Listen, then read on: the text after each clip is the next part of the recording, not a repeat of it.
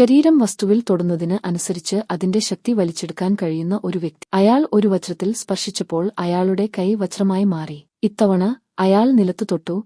നിമിഷങ്ങൾക്കുള്ളിൽ അതൊരു കട്ടിയുള്ള മനുഷ്യനായി മാറി. പെട്ടെന്ന് ഒരു വേഗതയേറിയ കാർ വന്ന് അയാളെ ഇടിച്ചു. എന്നാൽ അത്ഭുതകരമെന്ന് പറയട്ടെ, അയാൾക്ക് ഒരു പോറൽ പോലും ഏറ്റില്ല. കാർ അന്തരീക്ഷത്തിലേക്ക് ഉയർന്നുപോയി. പിന്നീട് അയാൾ കാറിൽ നിന്ന് വളരെ ശക്തിയുള്ള ഒരു വസ്തു എടുക്കാൻ ആഗ്രഹിച്ചു. വസ്തുവിന്റെ ശക്തി കാരണം ആർക്കും അതിൽ നഗ്നമായ കൈകൊണ്ട് സ്പർശിക്കാൻ കഴിയില്ല. അതിന്റെ വലിയ ശക്തി താങ്ങാൻ അവർക്ക് സാധിക്കില്ല. അതുകൊണ്ട് അയാൾ കാറിനടുത്തു പോയി.